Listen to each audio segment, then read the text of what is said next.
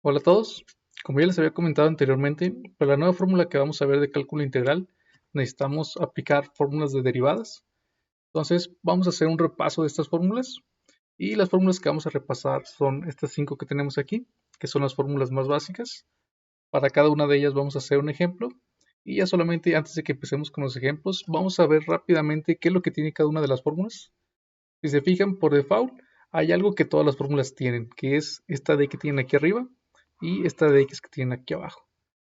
En cada una de ellas tiene estos elementos.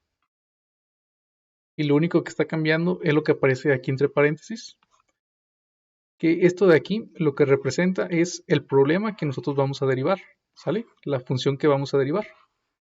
Entonces, esto va a estar siempre y lo que vamos a derivar es lo que tenemos dentro del paréntesis. Y ya solo como comentario, lo que aparece aquí abajo, la de X, este de aquí puede estar variando, puede ser de Z, de W, de Y, igual que como estamos viendo en el cálculo integral. Esta de aquí lo único que te dice es sobre qué se va a hacer la diferencial, ¿de acuerdo? Por lo tanto, si aquí aparece una X, significa que la variable es la X. Entonces, todo lo que sea X va a ser considerado como una variable y todo lo que no sea X, ya sea un número, 5, 6, 7, 8, 10 o alguna variable distinta a X, va a ser considerada como una constante K. Entonces, déjenos pasamos a los ejemplos para que esto vaya quedando un poco más claro. Los ejemplos que vamos a resolver son estos 5 de aquí. Cada uno corresponde a una de las fórmulas que tenemos del lado izquierdo. Por ejemplo, para el primer caso, para el primer problema, si se fijan, lo que nos piden es encontrar la diferencial, la derivada más bien dicho, del número 5. ¿Y el número 5 qué es? Pues es una constante, ¿no? ¿Y qué fórmula aquí nos aparece una simple constante? Pues en la primera fórmula no. En la primera fórmula que nos aparece una constante k. Por lo tanto, este 5 es como si fuera nuestra k. Y eso quiere decir que esta es la fórmula que necesitamos utilizar. Y para esta fórmula, ¿qué es lo que nos dice que tenemos que poner de resultado? Pues sencillo, todas las constantes, su derivada es cero. Siempre, cualquier constante, su derivada es cero. Entonces, la derivada de 1, la derivada de 10, la derivada de 20, de 30, de 100, la derivada de cualquier constante, siempre, siempre va a ser cero. ¿Sale? Así de fácil, ya tenemos nuestro primer problema. Y ahora vamos a pasarnos al segundo problema, donde lo que nos están pidiendo es encontrar la derivada de la x. Y ahora, si se fijan, esta variable es la misma que tenemos aquí abajo, ¿cierto? Por lo tanto, esta no puede ser una constante. ¿Y cuál fórmula nos aparece con eso mismo? Pues la fórmula 2, ¿no? Fijan, es donde tenemos la misma variable aquí abajo y aquí arriba. Por lo tanto, vamos a aplicar esa fórmula. Y esa fórmula lo que nos dice es que cuando tengas este caso, tu resultado simplemente es dx. Entonces aquí vamos a poner dx. Se fijan, las primeras dos fórmulas son muy sencillas, ¿no? ¿Qué es lo que nos dicen? Si tú tienes una constante, su derivada va a ser cero. Si lo que vas a resolver es una variable y esa variable es la misma que tienes aquí abajo, entonces siempre vas a tener diferencial de x. O si tuviéramos aquí, por ejemplo, una w y aquí también una w, aquí la diferencial hubiera sido diferencial de w. Déjenlo pongo aquí a un lado para que se entienda esto que les estoy diciendo. Si por ejemplo les pidieran encontrar la diferencial de w con respecto de w, entonces se fijan nuevamente lo que yo tengo aquí abajo es lo mismo que tengo aquí arriba, ¿cierto? Es la misma variable. Por lo tanto, mi resultado va a ser diferencial, pero en este caso no es x. ¿Por qué? Porque lo que estamos encontrando es la diferencial de w. Por lo tanto es w. Y así de fácil.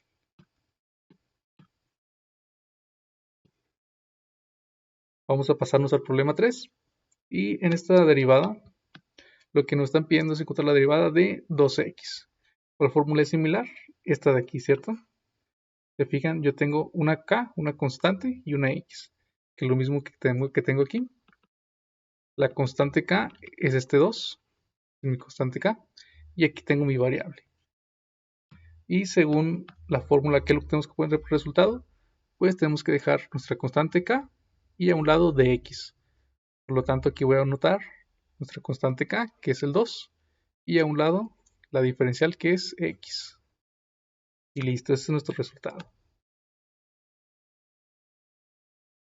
Ahora vamos a pasarnos al siguiente problema. Aquí solamente me faltó agregar algo, vamos a ponerles aquí un exponente 3.